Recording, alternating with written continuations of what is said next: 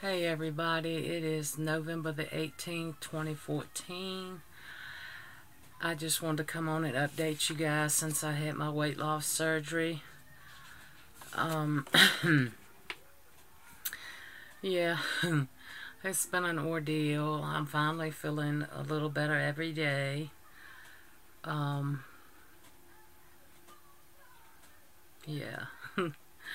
It feels like my mind is still in a fog. It's like somebody can tell me something and 2 minutes later I'm like, what did you say? I don't remember.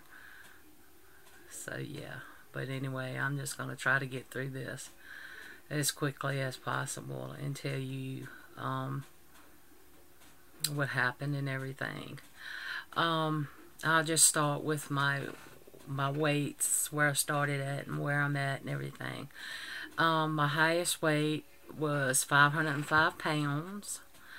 The day of surgery, I weighed 411 pounds.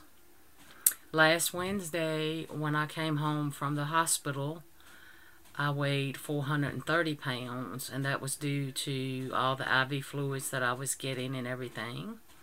Today, I weighed at 408 pounds. So I have really dropped. I've gotten rid of all the fluid, and I'm down 3 pounds from the 411 I weighed when I went in on my surgery date. So that's really good. So I'm happy with that. The day of the surgery was November the 7th. I went in.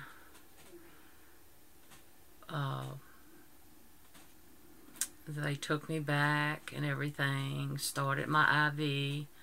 Everything went fine. The last thing I remember, we was in the operating room, and they were putting the little thing on my finger that they get the pulse ox from, and they couldn't pick up a pulse ox on me.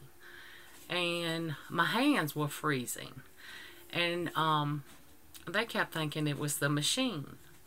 And I have what you call Raynaud's disease. It's where your hands and feet are extremely cold. You have numbness and tingling in your feet and hands, and your hands and feet will turn blue in color from lack of circulation, where you're not getting heat to your hands, your fingers. Well, not your hands, your fingers and toes and stuff. And my hands were so cold that they couldn't pick up pulse ox, and they thought it was the machine. And they finally felt my hands, and they said, your hands are so cold. So they started doing it on themselves and realized that it was me, it wasn't the machine. So they actually had to do it on my ear to get the pulse ox to read. So that's the last thing I remember in the operating room. And then I woke up in recovery, and the first person I saw was my mom. And she was telling me that it was an issue with my heart. And I was like, what is wrong with my heart? And, you know, Tony and them had already been back to see me, but I was still out of it. So they were telling me that they were going to put me in ICU and everything. And everything was still a fog then, because I was still pretty much... They were keeping me kind of sedated, I guess, so I wouldn't freak out, I guess. I don't know. Once they got me in ICU and I finally got to see Tony and them again, I was told that I had an atrial flutter in the recovery room. None of this happened during surgery. This all happened in the recovery room. I had an atrial flutter, which means that my heart rate jumped way up. I think your heart rate's supposed to be anywhere between 70 and 90. Mine jumped up to like 133 is the highest I saw it in ICU. And they started IV medication on me that normally turns the atrial flutter around to get your heart rhythm back to where it's supposed to be. Well, in my situation, that did not work. They tried that for 2 days. After 2 days of medications and it did not work, the cardiologist came in and talked to us and told us the next thing would be to shock my heart to hopefully bring the rhythm around to where it was supposed to be. So we agreed to that, and I signed off on the, the paperwork agreeing to what the procedure they were going to do. So that third day I was in ICU, they shocked my heart twice.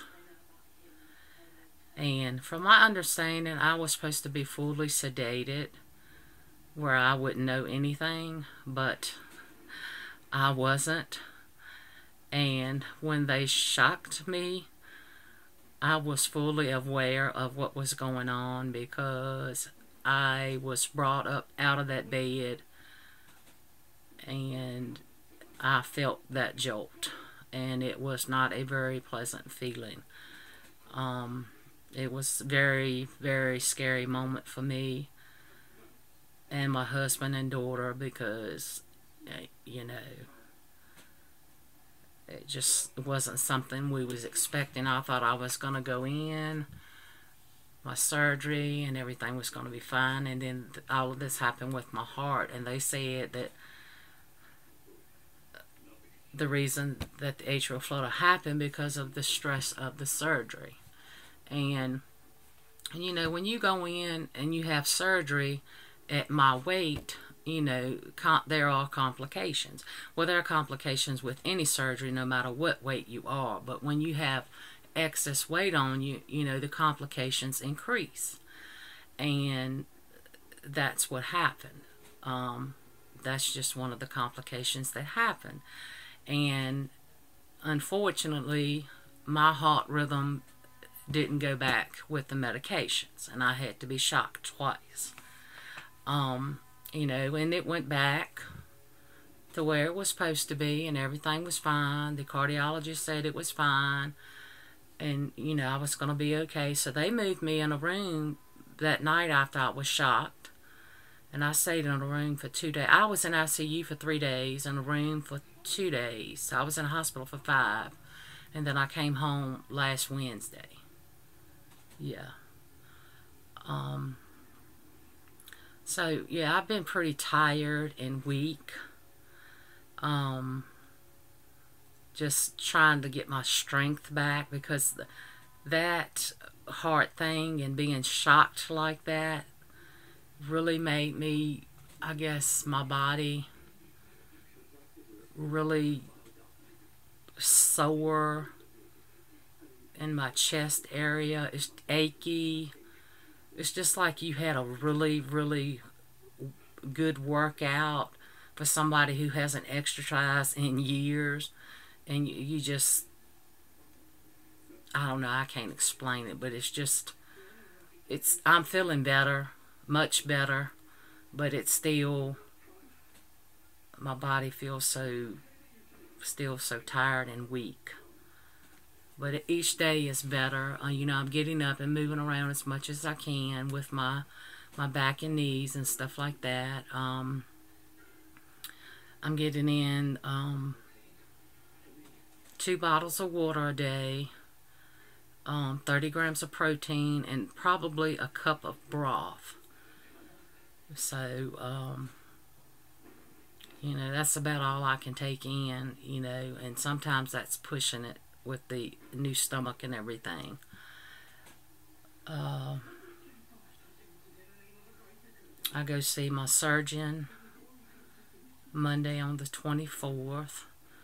Of course, she's probably going to look at my incisions and everything and see how I'm doing. And then on the 25th, we go back and I see the dietitian, nutritionist, and hopefully I can move to stage 2 of the diet where I can have soft foods, which consist of maybe eggs, cheese, some flaky fish like tuna, maybe some tilapia, something that's baked and I can flake off.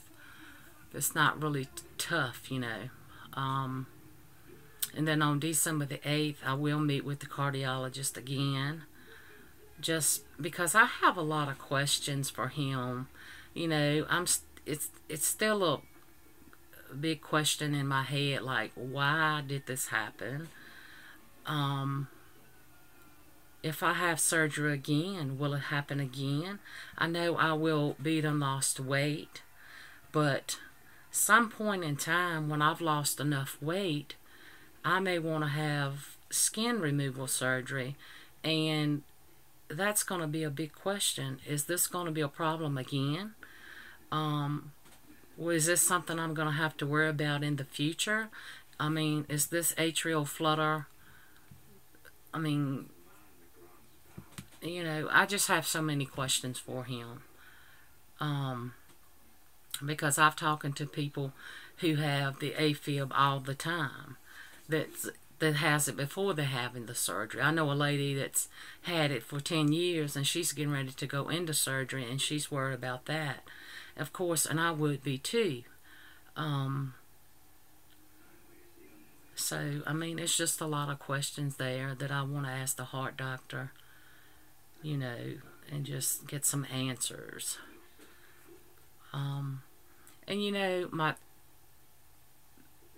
it still worries me. I mean, my heart is not hurting, but my chest to me still feels funny.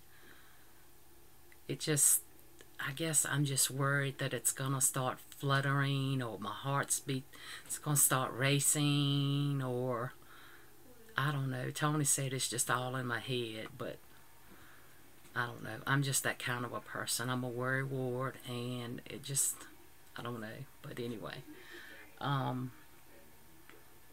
Dr. Sudan, he's the one who did my weight loss surgery. He did come out and tell Tony and them that, you know, my surgery went, you know, quicker than the normal DS surgery. He repaired the hernia that they found out that I had last minute.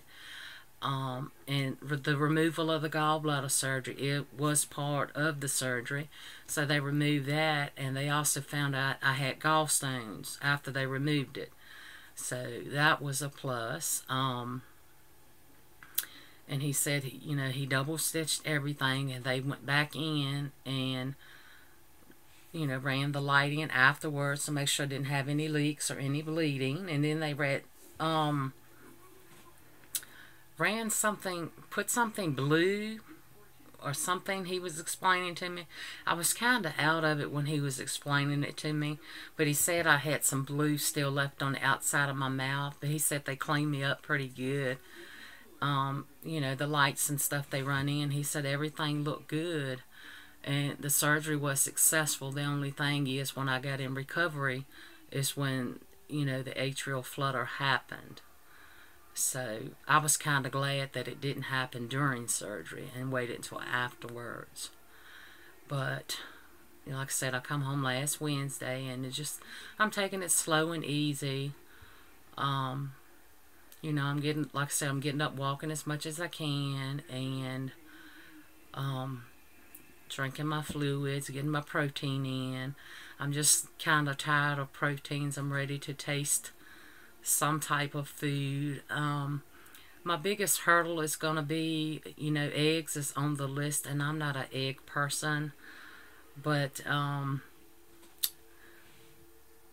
just might have to eat some eggs. Who knows? They say your taste buds change. Maybe they will taste different. My biggest thing is I don't like the egg white, so we'll have to see. Maybe I can just scramble up an egg, or make like an omelet with a lot of cheese, because you can have cheese or something. But anyway, we'll see. I'll get a list when I go to the nutritionist, dietitian on the 25th of what my soft foods can consist of. I know I've never liked cottage cheese either, but I think that's on the list. Ricotta cheese is on the list, I think. Stuff like that. So we'll see.